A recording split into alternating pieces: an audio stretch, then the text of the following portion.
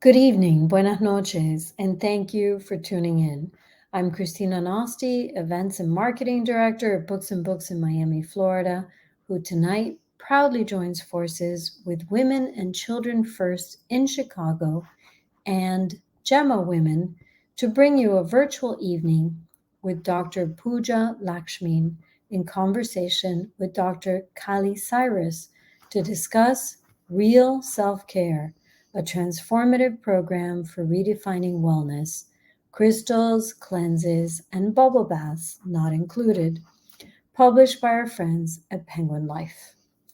Pooja Lakshmin, MD, is a board-certified psychiatrist, New York Times contributor, and a leading voice at the intersection of mental health and gender, focused on helping women and people from marginalized communities escape the tyranny of self-care. In 2020, Lakshmin founded Gemma, a physician-led women's mental health education platform centering impact and equity. She maintains an active private practice where she treats women struggling with burnout, perfectionism, and disillusionment, as well as clinical conditions like depression and anxiety.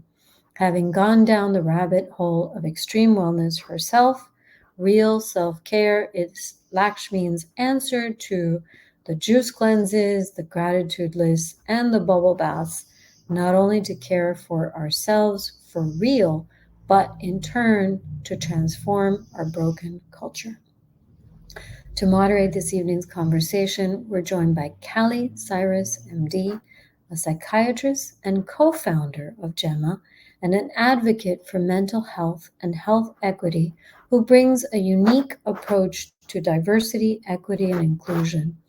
She is a Stanford, Emory, UIC, and Yale trained physician, a public health thought leader, and a featured expert on season 3 of Showtime's Couple Therapy. Her work is informed by her personal experience as a Black queer woman. Pairing her deep expertise with humor, Dr. Cyrus brings humanity to challenging topics and works with individuals and corporations around issues of race, identity, and conflict. Throughout this broadcast, please remember to post your questions for the speakers in the Q&A function. And thank you for purchasing your copy of Real Self-Care from Books and Books and Women and Children First, and for supporting independent bookstores everywhere. And now, without further ado, I'd like to welcome our guests to the virtual stage. Hello and welcome. Hi. Thank you so much for having us. Yes. Is it all ours now? Do we just go ahead and do this? I think we just go. We have the room, I think, now. Okay. Hi, everyone. I'm Callie, and you all know who this other person is. And so I'll just go. You're probably wondering why I'm here asking Pooja these questions, and I'll tell you a little bit about myself and how we met. So I live here in DC. I moved in 2018. Pooja knew one of my really good friends from college who said to me, you guys are both psychiatrists, but used to work in universities, but don't, and like you don't like it. I think you would like each other. So we met, and that was basically the truth. We had both left academia for related, similar, but different reasons. And we spent most of our time talking about how annoying the system was, which led to the formation of our texting relationship, having only seen Pooja in person 5 times. I feel like at this point, it's like maybe close to 10. Well, you should also add that this was during the pandemic, Yes. right before the pandemic that we actually met. Right. So that's important context. It is. And for me, it was during a time when I was not trying to make any new friends. I didn't want to have any political conversations, no matter what your affiliation was. You know, I was easily triggered because nobody was going to be woke enough to like get into this kind of corner with me. So getting to know Pooja was definitely like, okay, I'm going to be a little cautious with this because I didn't want to feel let down eventually by something that would come up. But here we are years later and we're still friends. I know. And not just friends, co-founders. Yes. So Pooja, what's your version of all this? Yes. Yes. Let's see. So in kind of similar to Callie, I left my full-time academic gig in 2019. And I knew when I left full-time academia that I wanted to do something outside of the box, but I wasn't quite sure what it was. And so I made an Instagram account because, as I say in Real Self-Care, just like any geriatric millennial, that's what you do. You go to social media, you start a podcast, right? Whatever. So I started posting on Instagram, and I realized, one, that I'm such a better writer when I'm not trying to force myself into the academic space and just the very passive, frankly boring writing style that is in academic journals. So Instagram for me was just like a space of almost like micro blogging, of getting my voice out, and my page was really focused on women's mental health. And immediately I identified that there was a gap in education focused on women and moms. Like, it was all about babies and how to take care of your baby, but there wasn't as much for the actual mom. And you didn't have a baby at this time. I didn't have a baby at that time, no. And I was still very ambivalent about motherhood at that time because my parents are, I'm first generation. My parents are from India. I was raised with like that model of just mothering is martyring, right? Like, that was the only thing that I saw growing up. And I was like, I don't want that. Like, that's terrible. So I started running these Zoom groups, which that's what Gemma was originally. It was Zoom groups in 2020. And this was when the pandemic first started. And the groups were great. It was pregnancy, postpartum, and mental health. But I realized pretty quickly, if that was the model, it was really only going to be for upper middle class white women in DC who could afford to pay. And it was like, I think it was like $200 or something like that, which again is a lot less expensive than seeing a psychiatrist at an hourly rate. But still, for most folks, even $200 for a month of groups is still like, that's a heavy lift. So I knew that I didn't want Gemma to be just adding more to the inequities in the women's mental health space.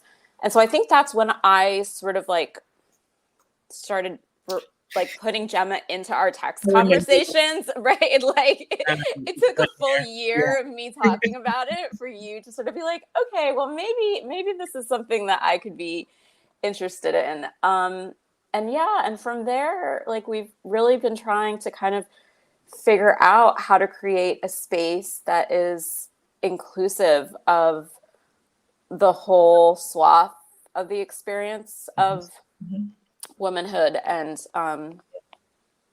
that's how I would explain it.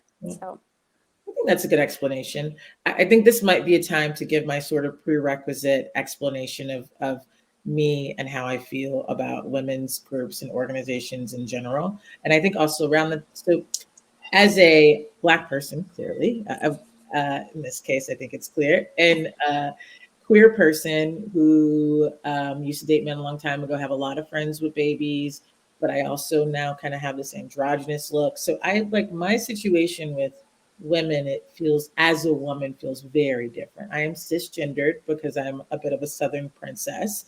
But at the same time, the way that I interact with men, I think the dynamic it's much different than what I've heard from other people who aren't in this sort of positionality. And so generally, and there's history about the feminist movement and exclusion of Blacks and blah, blah, blah, blah. And I previously, when we were getting to know each other, I was in Times Up Healthcare, that was my role, was how do we kind of bring the brown LGBTQ intersectional lens, people who generally feel left out. And I really was just like, it's not going to happen. It's never going to be successful. These groups are never going to include someone like me who's childless, who probably doesn't want a baby, who has to pay a ton of money to find a donor, in the first place, and doesn't want to be with dudes or talk about husbands. So I really was not feeling this. And when Pooja was bringing up Gemma, I was like, okay, but you're a women's mental health person. This isn't me. So that's important to know, because in our work together, I'm sort of the skeptic in the group. And that's why I might be asking some questions that are targeted towards that. So I'm just going to actually jump in with one of them, which is, when I go to a bookstore, I pick up the books that have the brightest covers, and Pooja's is pretty good looking, I must say. And I read a little bit about the book jacket, and then I inevitably, if it's like a health book, I see someone who doesn't look like me, and I'm like, what does this person have to say about my life? They're not a Black woman. They're not queer. And then I start thinking about my patients. What would they have to say about the lives of my Black and brown LGBTQ patients? Like, what is there to offer? And so I know Pooja personally. I know there's a lot that she can offer, but I think it's important to explain how you think about this in this book and why it is important for folks who may look like me and to buy this book. Yeah. I appreciate the question. And I think I have a couple answers to this, or like a couple threads. So the one thread that comes up for me is that, my personal history with wellness and like how deep I went down the wellness rabbit hole, I've come to understand through my own psychoanalysis is that so much of it was because of feeling on the outside and feeling othered by whether it was like the academic environment or the medical establishment or whatever, like kind of like hierarchy I was in. And so I think that like very deep feeling and we could talk about, this is my therapy session, right? But we could talk about all the ways in which, one person can feel like they don't belong. But that was sort of like one of the core themes that sort of led to me fleeing and being so destructive at that time in my life. And I think that like one of the good things that came out of it is that's just always stayed with me of like sort of like, anything that I'm putting out, like wanting to be thinking about sort of like who is coming to this, who is this for, and like wanting to ultimately be adding a net good. Mm-hmm. And I'm not saying that I'm some type of like saint or anything like that. Like, to be clear, like Gemma is not a nonprofit. Like we would eventually like to make some money. We're not making any money right now, but like someday, hopefully we will.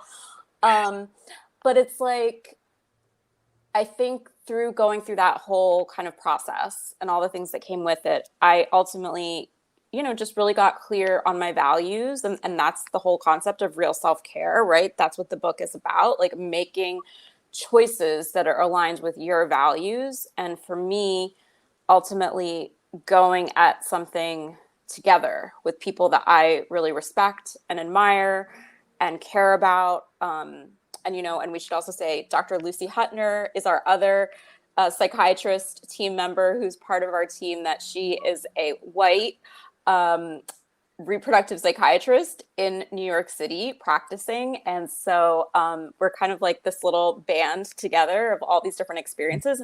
Mm-hmm. I think I came to realize like that's like that writing this book, building my career was also a growth process for me. Like it was, for better or worse, I'm somebody who my work is something that's very personal. Mm-hmm. So it all had to go together. Mm-hmm. And so this is a very long-winded answer. The other thing that I would say, I guess, is that like one of the ways that I've signaled that, even though I can't do anything about the fact that I'm a brown lady that is, has long hair and likes to wear fun earrings and lipstick and things like that, is including that in a specific section up front. I think it's even actually before the introduction. Mm-hmm. It might be before the introduction, about identity and systems of oppression and privilege. And originally I actually had that section of the book inside the introduction, but when we were going through edits, I actually asked my publisher if we could separate that out and have it be a standalone. Yeah. And be, kind of in the table of contents, because I felt like, as someone's flipping through the book, you kind of are like, oh, well, let's just see what the chapters are. Right. And having that up front, I decided even to like dive a little deeper too in that section on like what is the definition of woman, And I reference Silvia Federici, who is this like iconic Italian intersectional feminist scholar who her definition of woman is that it's a political category. And then, you know, I think the other piece here that I thought about too, and this is maybe like separate from the race and gender identity bit, but is more related to what we do as psychiatrists. Throughout the book, I have lots of different sections that are like, well, how to know if you need professional help. And at the end, like there's a whole thing on like resources and like including like, you know, like therapy for Black girls and, you know, for different populations. And I think, you know, because self-help traditionally, one has not done a good job of differentiating wellness from actual clinical treatment, but also as another way to just sort of signal that hopefully that the reader can feel like I was being intentional as in how I was kind of crafting and writing and thinking about how people could use the book. Yeah. That was a long answer, but a good answer. You guys have an idea of what our text chains look like. I'm a multiple bubble person, which is too, but sometimes they can get really long. Yes. I just want to say that, you know, when I was reading the book, and it's interesting because I've been texting with Pooja again over the years, and there are these moments where I'm really surprised at like how much she knows about like racial history and racism and social justice, that she'll just drop these little tidbits in. I remember once I was trying to figure out what this concept is of having like the more minority identities you have, the more precarious life may be. And Pooja's like, Gloria Steinem talked about this. And I'm like, I know who Gloria Steinem is, but I didn't know she really got into this. And even though she doesn't that much, you know, it was still really interesting to see those parallels. And reading Pooja's book and also being asked to write sections in some of our Gemma courses around Black women and fertility really forced me to learn a lot about this area and actually connect with, I guess, that woman side of me in a way that was really educational and useful. So I will say Pooja, just by being herself and day to day, can bring some of this material. And so whoever she's writing a book for, again, even if brown, et cetera, I believe that that's going to show through in the book itself, even if she's not the same color. I think one of those reasons is because, and I don't know if you guys have ever seen Pooja's interviews, if you read the New York Times this morning, but she's pretty transparent about discussing some of that hot messness of your of your life. And so, I mean, isn't that it? Is it worth it? Like, that's kind of scary and nerve wracking to do. I'm TMI all the time, but like, it's pretty personal. And what do your patients think? Like, how do you wrap your head around this? Yeah. And sorry, I'm just noticing that it's getting really dark in the hotel room that I'm in. So hopefully I'm not like, I don't disappear, but you can tell me. Okay. You know, there's that like saying that you can, you know, write about your scars, not your wounds. Right. And so after I left the cult in 2013, you know, I was really depressed and nearly suicidal and, you know, went on medication and was lucky and fortunate, privileged to have, you know, a family that I could, you know, crash in my old childhood bedroom. I didn't have to pay rent. I was a doctor and my dad's a doctor. So I, you know, kind of had access to, you know, other physicians and family friends so that I could get back in with the psychiatrist. Right. So it was like all of that.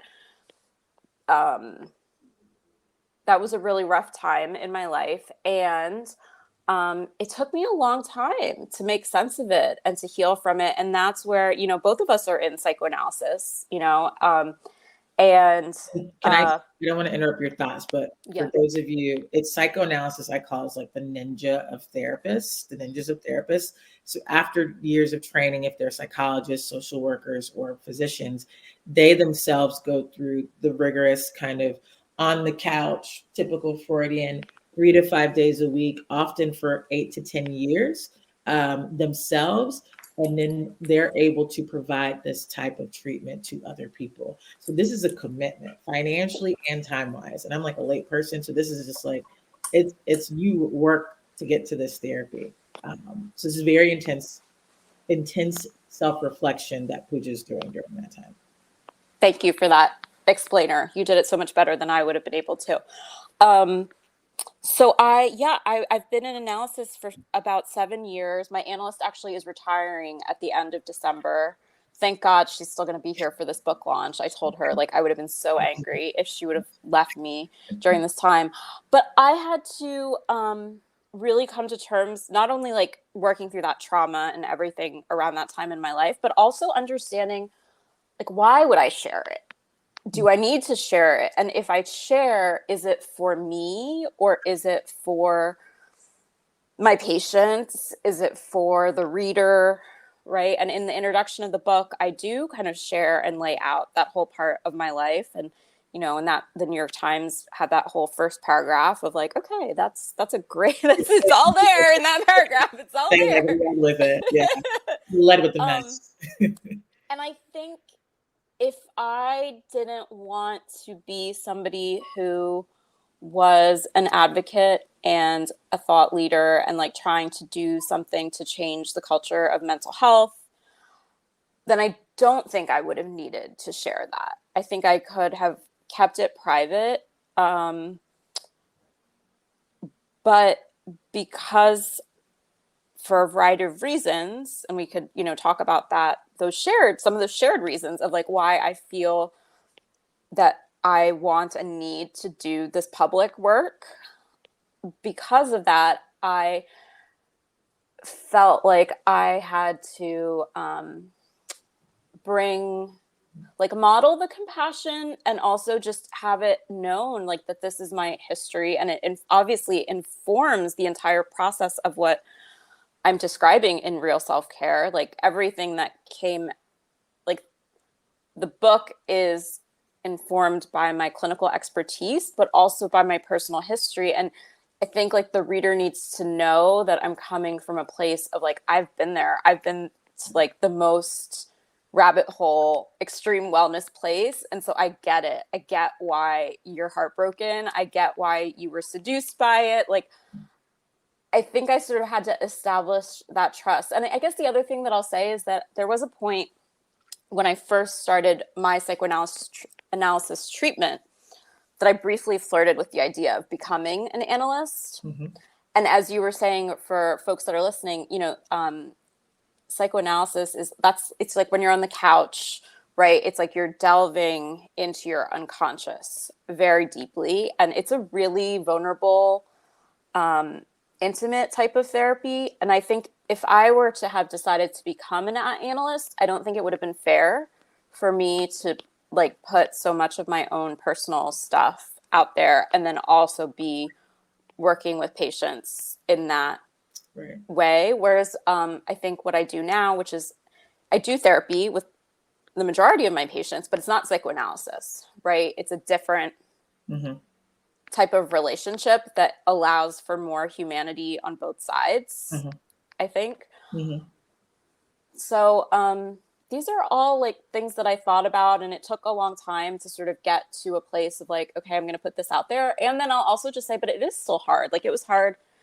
I mean, we were texting about it this morning when the New York Times thing came out, and it's kind of like, oh gosh, I can't take it back. There it is. It's here. It's now, you know? So it's like, it's still kind of, you know, it's its own like journey and process. Yeah. But I feel confident that I have like the right people in my life to help me, like people like you, Callie, to help me, you know, through it in the moments that it feels hard, or in the times where I accidentally read the comments, which I definitely did today. Yeah.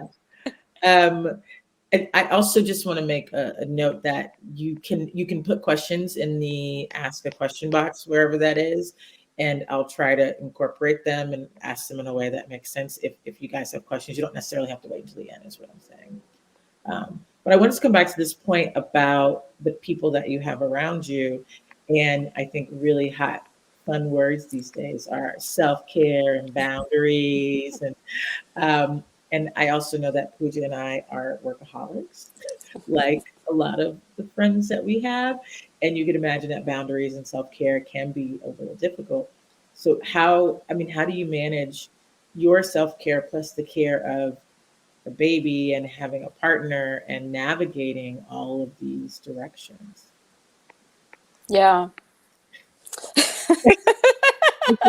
For this question, guys. Well, so one, I think that's one of the reasons why I think it was so important for me in writing the book that I didn't want to be a hypocrite. You know, there was definitely times, because I was going through IVF when I was writing the book, and there was definitely times where I was just super burnt out, and but then I would come back to the fact that I was like, but wait, I'm writing a book called Real Self-Care. Like, I need to model, right? I need to model the things that I'm telling everybody else they should be doing. So it's okay that I'm late on my chapters. It's okay that I'm completely off schedule, right? And so, you know, with the principles of real self-care, so it's like you were saying, like the boundaries, that's principle 1, the self-compassion, that's principle 2. Like, it's not anything revolutionary. It's the stuff that everybody talks about. But the way that it's different, I think, is one, that we're taking self-care, and instead of looking at it as a commodified, consumer-oriented external solution, we're reframing it to be something that is internal and process-driven, and actually not solution-oriented, but more process-oriented. And so my very long-winded answer to your question is that, again, it comes back to values, which is the third principle. Like, you have to really know what's most important to you, and also like understand what types of work, what types of relationships, what types of situations actually help you feel energized and have you thrive. And that was, you know, just going back to what we were talking about earlier with Gemma. Yeah. And like how I knew that I wanted Gemma to be something that was really intersectional, or to try, right, to like take this risk to see if we could build it, is because I knew that working with somebody like you and having this relationship professionally was going to be something that ultimately, like, no matter what, it was going to, like, that was aligned with my values, because that was going to make me feel good as a human and as a person, because it's the type of thing that I love doing, which is like talking to other psychiatrists about feelings and motivation and psychology, and right, like that's right. And so again, it's more process oriented. So, you know, I mean, the long answer is that there's always just so much work, and especially if you're somebody who your work is really aligned with your values, it's a tricky place to be, because you get so much from it that you have to make sure that you're not you know, missing out on other parts of your life. And I don't have an easy answer for that. Or, well, the one answer I will say for that is that that's a place where like privilege helps a lot, in terms of like privilege in different forms. So privilege in terms of like having immigrant parents who have the model of like you know, intergenerational child giving. Right. So it's like, my parents are like happy. My parents are taking care of the baby right now. My mom flew. She's here for 2 weeks so that I can be in New York for the book launch. Right. It was not even like a question. They changed all their plans so that they could make this work. And not everybody has that type of family system or support. And then also having like the financial resources. I mean, we do, to be fair, spend way too much money on childcare, but like that's also a values decision too, right? So I don't know. That's No, I'm sure that my mother would love to come and take care of that baby, because she's not the one for me. And in conversation, just in case you need an extra babysitter on Palm Beach, Florida. I was also going to ask, so again, we're both kind of overachievers and workaholics. I like to say that my work is also part of the triad in my relationship. So if you guys think about being married to someone, or you think about the Oedipus complex, that old Freudian concept of the baby being jealous of the daddy and all this other kind of stuff. It's really about when you're in a partnership and you add another object into your relationship. It could be a dog, it's usually a baby, and the attention gets shifted in one direction or the other. So I do have a dog. He is part of our triad at times, and it's called my husband, my partner. But work is in that triad sometimes, which is a weird thing. So this is my long-winded way of saying, why? Why do you do this? Why is it so important? We're typically told work shouldn't be one of those, especially in this country where we're just being used as capitalistic kind of tools to make money. Why spend so much time doing this? No. I'm kind of curious. Like, I kind of want to hear your answer first. Can I hear your answer first, and then I'll give you my answer? But I did make you go first. So my answer is that when I was younger, growing up in my household, which is like solidly middle class, West Palm Beach. My parents are from the country, South Carolina, but grew up in suburbia. I didn't feel like I fit in with the people around me, including my own family, including the other Black kids in the neighborhood who I loved, and my friends from high school, even white friends I met and other friends I met. I just didn't feel like it was me. And I consumed a lot of television like American children do. And I didn't see people on television like me also until I discovered Oprah. And we're still all paths lead back to Oprah. All paths lead back to Oprah. Not the same, clearly, but and I remember during this time, Ellen was famous on TV, and my mom was telling me, "You're not supposed to be gay like that." So this is also part of the mix, and it's not that we're not going to get into Oprah and all that, but like with seeing Oprah on television, she always felt like she was being herself, and she was so charming, and not just that. She interacted with so many different kind of people on this show in a way that felt seamless. And whatever it was, I loved it.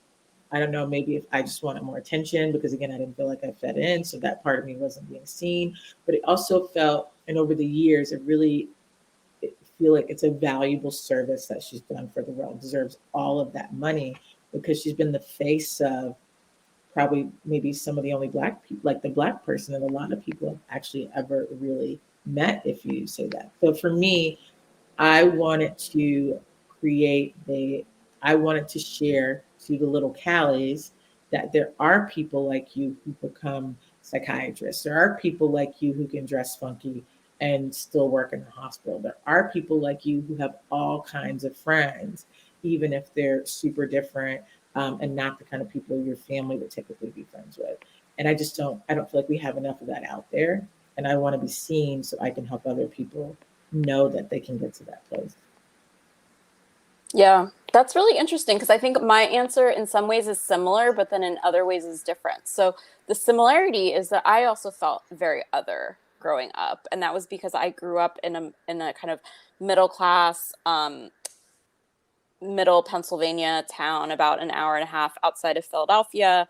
One of the few brown kids, my name is Pooja, right? Which is like a terrible name for a little brown girl to have.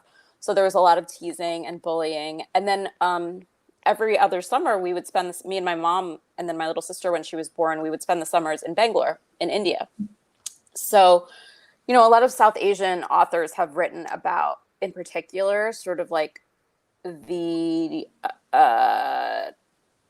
difficulty with having to go back and forth when you're first generation. In particular, I think like with Indian culture, South Asian culture, because because of the caste system too. Another thing that happened growing up is that we are South Indian, and there were some other Indian folks in our town, but they were North Indian. They had lighter skin than we did. And South Asian folks are like very, I could say, racist, right? Like this is it's like, well, they're that type of Indian. What's their last name? Oh, no, they're not like us. No. Right. So there was just a lot of that. So I turned to school as like my outlet, right? Because I was smart and I could get good grades. And that was the way that I sort of proved myself, I think. And the other piece here is the gender piece, because gosh, I feel bad. I'm just always blaming my parents in all of these interviews that I do, but I don't think they're watching this one. Caregiving. Right. I know, it's so Mommy terrible. or daddy issue. It's so terrible. Yeah. But I have a cousin who's about the same age as me, and really the mantra that I heard like almost every week growing up is like, well, he's allowed to go out. He's allowed to get his driver's license. He's allowed to date because he's a boy. But you're a girl, so you can't do that. That's right? It was just like, and that's just it, right? So my motivation now actually is like interesting. I think I'm just the type of person that always wants us to challenge myself to do something new and do something different, do something hard, do something that I think I always thought that I couldn't do, and to sort of prove, I think, to myself and maybe to this, just sort of like, it's not to my parents anymore. Like I love my parents, and we have gone through our own healing process and repair. 7 years of analysis. Right. Right. So it's not for them. I think it's more just as a whole, like it's sort of maybe a little bit similar to what you were saying for kind of like the next generation, to kind of say like, no, like, maybe you didn't think that you could do these things, but you can. And like, even if it's hard, and even if everybody told you that you can't or that you don't belong, you know what, like you can make it happen, and you can find a space for yourself, and it might kill you, but you'll get there. Okay. That's a good answer.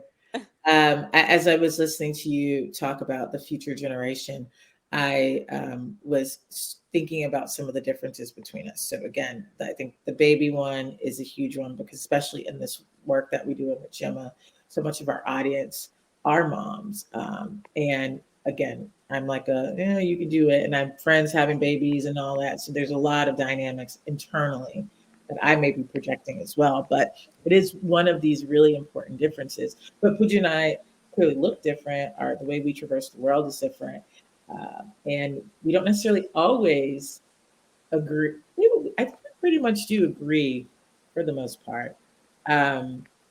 But we've had our moments where it has been a little bit tough to try to understand each other. And so I guess maybe this comes back down to boundaries, but like, how do you discuss this? Like, are there tips for folks who are trying to do the rupture and repair process? That's part of self-care, is it not? Is it worth it to rupture and repair? Yeah, I was just looking at the questions, and some people were asking about the actually tips for self-care, and so maybe we can like squeeze that into this answer. I think absolutely rupture and repair is part of self-care, because real self-care is about your relationships, your relationship with yourself, your relationship with your family, your relationship with your community. And the reason that it's so powerful is because when you're going through the steps, right, when you're figuring out how to set boundaries, when you're working on self-compassion, when you're understanding like what really matters to me, what are my values, what sort of fills me up from the inside, all of that work is essentially about reclaiming your power, right? And like taking back power from these external systems that are constantly working against us, like we've talked about. And I guess the way that I would come to the rupture repair piece is that like inherent in all of the different skills and exercises in the book, so much of it is about like how you're navigating your relationships and the competing demands. And when I say competing demands, I mean like your needs and preferences and your partner's needs and preferences, or your child's needs and preferences, or your parents, right? If you're taking care of your elderly parents, right? It's always going to be a negotiation, because none of us have the like capacity or freedom. Most of us don't have that freedom to just drop everything and be like, sorry guys, I'm just going to take off for, 2 weeks and like do my thing. Right.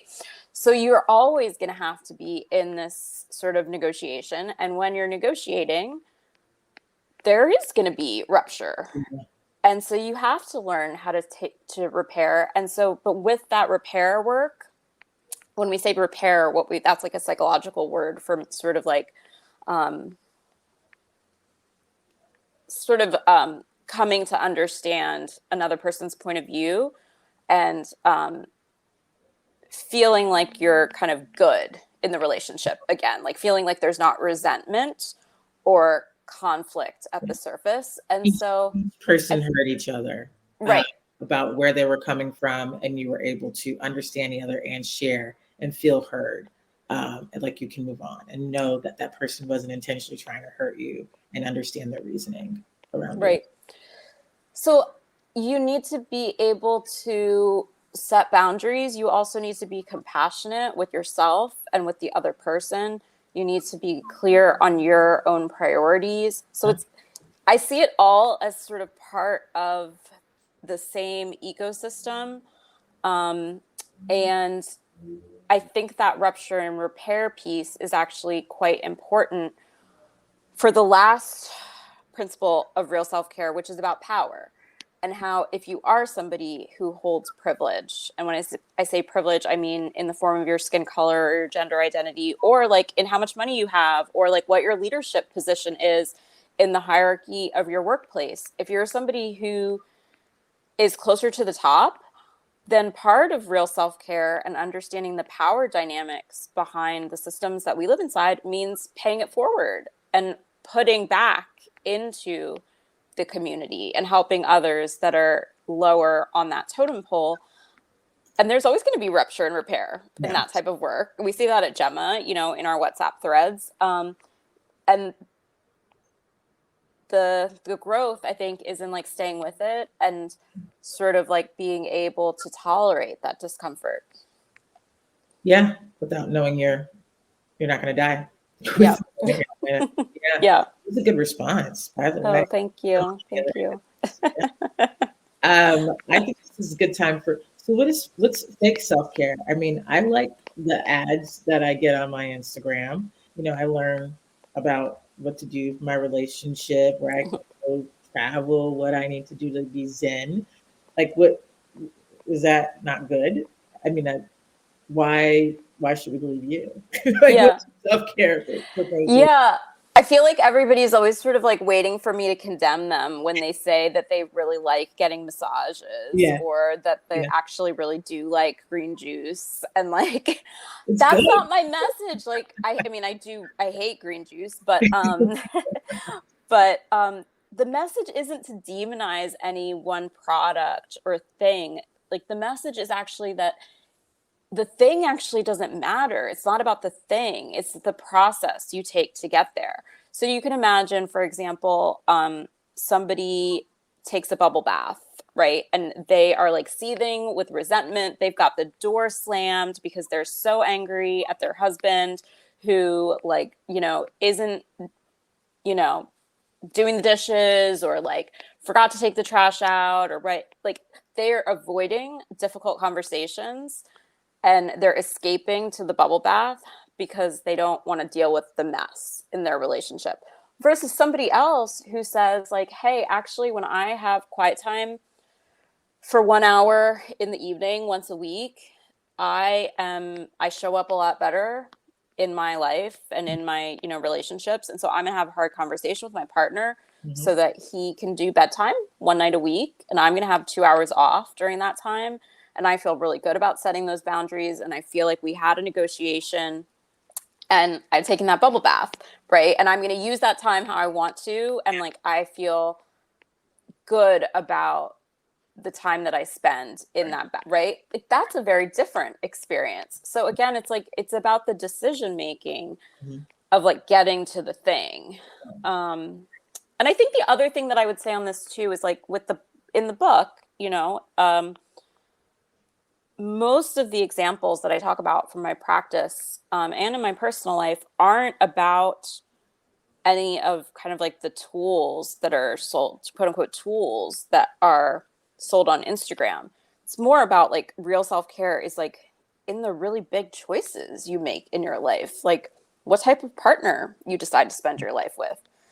What's your job? Like, how do you make money? What, you know, what type of environment do you work in? Do you have kids or not? Right? Like, it's actually in getting clear on what's most important to you and then making those big decisions in your life based on that. And that, to be clear, like, that's not an easy fix. Like, those are hard things. And that's what, you know, through the book, like over and over again, I keep repeating in the book, like, hey, like, this isn't like a 1 week thing. This isn't like a month thing. This is like a year's thing. So like, be compassionate with yourself. Like, you're not going to have, it's not designed for you to have all the answers right now. It's more like, here's a map of different types of questions that you can ask yourself to start to understand what some of those deeper layers are. But it's not the type of thing where like, here's like a clear, you know, fix or Band-Aid, right? It's more about sort of like rejiggering the whole thing. Right. I was also thinking about, so if, I don't know if you guys, if you've ever read our Gemma Substacks, which are these newsletters we write every week that go out to folks on our mailing list. And you can already tell that we tell all of our business. So some of it is a little juicy, but I'm not constantly talking about like how hopeless or depressed I feel about the world as it is. And I don't have children. So for me, it's like I get to this, what am I doing this? Like, what is my gain? What's keeping me going? And so, and then you think about how you're going to have to do this self-care forever. You are, because the whole thing, the reason that we need to do it is because we live inside these inequitable, oppressive systems that are just always, we're always going upstream, swimming upstream. So I do think, yes, that is maybe a disappointing message, but I think that's the truth. And I don't know, in some ways that makes me feel less burdened as an individual, in that it's not all on me, and that like knowing that it isn't as easy as a bubble bath and a glass of wine. And like, yes, this is something that we'll have to do forever, but if you're doing it with other people, right? If you are actively engaged in these conversations and you are learning, right? It's all about like having a new conversation with yourself. And that conversation is always evolving, right? Also, the other piece of this is in every different season of your life, there's going to be new conversations and ways that your self-care practices and like what is real and what's faux, depending on like what your demands are and what your financial situation is and like what type of caregiving demands you have. So it's not all just like systemic. It's also just the trajectory of life is that things are just always changing and evolving. So we can't expect that there's ever going to be like a static solution, I don't think. And I think that's like one way that when you expect a static solution, that's just another form of kind of like commodified self-help sort of. So what if I don't want to do anything? Like, you know, because I do, you know, you're not demonizing that side of it, but it can also sometimes feel like, I know I need to do my self-care right now. I just know I need to go work out. I know that going to bed at 10 p.m., I know not having that drink like 30 minutes before bed, but I don't give a F. I don't think any children are watching, but like, so how do you continue to hold the value of self-care in these moments? Yeah. Well, I think one is recognizing that this is a marathon, not a sprint, right? So there's plenty of nights where I just, you know, collapse on the couch after, you know, my son goes to sleep and I just like doom scroll for 2 hours. And then I'm like, oh God, I can't believe I spent 2 hours doing that. And then the next day I try again. Yeah. Right? Like you're going to have that, right? But the thing is like, it's not beating yourself up because it happened isn't really helpful, right? I think that's, again, we need to get out of this like black and white mindset and recognize there's going to be times where you just do fall off. And I think part of it too is like having the time and the space, which is hard for women and moms in particular, to like step out of the chaos of the day-to-day and be able to strategically look and see like, what is the pattern? Oh, is it like usually Tuesdays when I see a ton of patients back to back? Yeah. Are those the days every week where I feel like death at the end of the workday and I just like can't get off the couch? Oh, okay. Like that's a data point. And, like, what can I do? Maybe I need to make sure I have like half-hour breaks in between or whatever it is. But the problem I think is that most people, we just don't have time to step out and do that active strategy work. And so again, with real self-care, it's like giving yourself the space to reflect actually on how you're spending your time and then like what you need to make it to buffer yourself, really. Yeah. Well, what do you do when you have patients who think they're doing well, I'm not going to say that because I'm not that patient. I don't live a day in their life. But it feels like their self-care is hurting them. Maybe I don't know if it's still an iteration of the same question, but how are people to know if it's the care is helping? Yeah. I think you have to look at a couple things. When you're inside the activity, so whether that's like, let's say like yoga or running, do you find yourself becoming a little bit obsessive or compulsive about it? Like, are you kind of like really focused on the metrics and the outcomes, and has the self-care itself become like an achievement mode? I definitely, when I was in med school, I became like that with yoga. So that is something that I see. Of course, there's like the escape aspect. We talked about that with the bubble bath, like knowing like, hey, actually what would be real self-care right now is like, I got to sit down and do my taxes, but instead I'm going to take this bubble bath, right? Like that's an escape.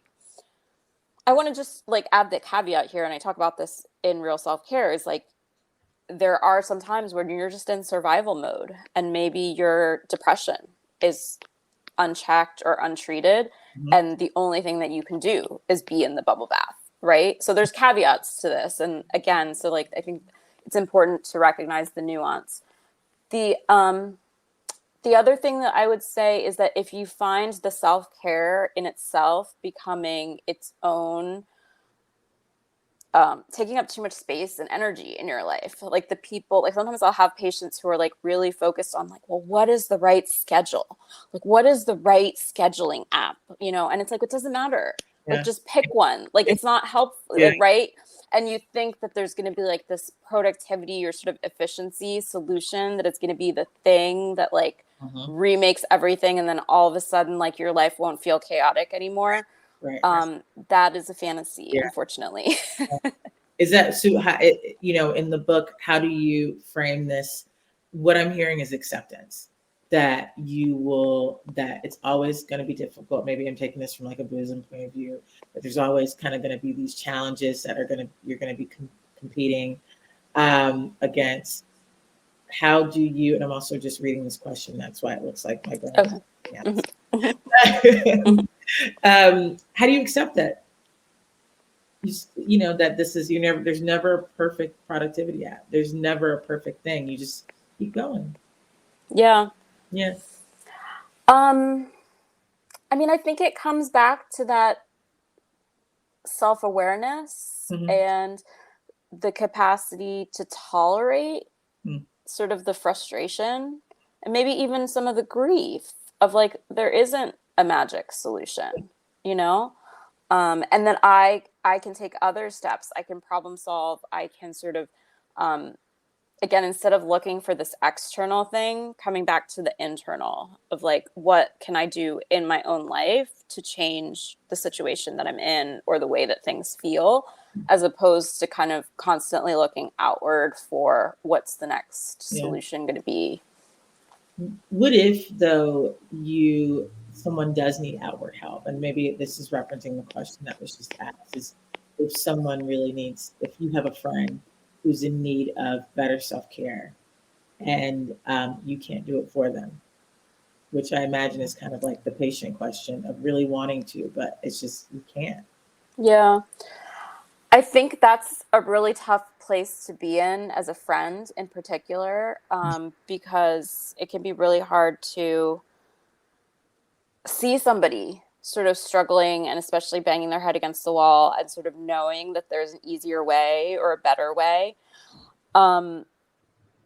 What I've found is that you can't force anybody, right? And so the thing with like coming to therapy or getting mental health support, I think the thing that opens that up is when people do share some of their own experiences. Like if you have a friend that's really struggling and maybe is hesitant or, not open to getting help, to kind of saying like, oh, well, in my own experience, like this is what's actually been beneficial for me. Like these are some tangible things that have changed in my life because of what I've done or because of the support that I've gotten. I think sometimes people need that objective sort of real life applicability of what therapy can do or what treatment can do, especially because there's so much stigma. So that's one strategy. But I do think that even the intervention of saying to somebody, hey, like, I think what you're going through right now is more than what I can handle as just your friend. And I want to be your friend, but I also know that I think you need somebody who has more expertise in being able to be there for you. Like, let me help you try and find somebody. Let me look on, Psychology Today. Doing some of that like legwork too can sometimes help in terms of like the searching and things like that. Mm-hmm. Mm-hmm. So then if that is someone, you talk a lot about relationships and the value of that in this whole process. And I guess you were just telling us how to not necessarily not bring us down, but we want to help others in some way if we can. Is it impossible? I don't think it is. I think sometimes the timeline, I think it usually takes longer than we think it's going to. And I think you have to also understand what that person's situation is. There are people who really do need to be in therapy and need professional help and are resistant to getting help. And so you have to figure out for yourself, like, again, coming back to real self-care, right? Like you have to understand what are your boundaries, sort of like how much are you giving in the relationship and like, what is the line, right? Have I ever helped you with self-care? Maybe this is good. Ooh, it's a little spicy question at the end. You have so much. I think that having people in your life that really understand your values and are like can be there for you even when you're feeling insecure or, especially with all of this writing a book and my first book and, all the personal stuff in the book, like you have been somebody who has like held that space for me and not tried to fix it either, but just been there to sort of like hold the uncertainty and the messiness of it. And that is something that is invaluable. Well, thank you. And that's a good way to with self-care. It's just listening. Yep. Yeah. So we have about 45 seconds. I wasn't sure if folks had any last burning questions. We don't know how many of you there are. There's literally, it's just like we're staring into this. it was these 3 of you because one was a test question. So, yeah. But it was a pleasure to have this chat, and thank you for those of you who tuned in and spent your precious is today Wednesday, your precious Wednesday evening with us. And I hope that you were inspired by this conversation enough to check out the book. And I think it will definitely change how you think about self-care and give you what I like to say is like, it's like the beginning of a new conversation with yourself. It's like the starting point of thinking about all of these big questions in a different way. So, yeah, please buy the book. And thank you, Callie, for this lovely call, and to Books and Books. Thank you both for such a wonderful conversation. Thank you.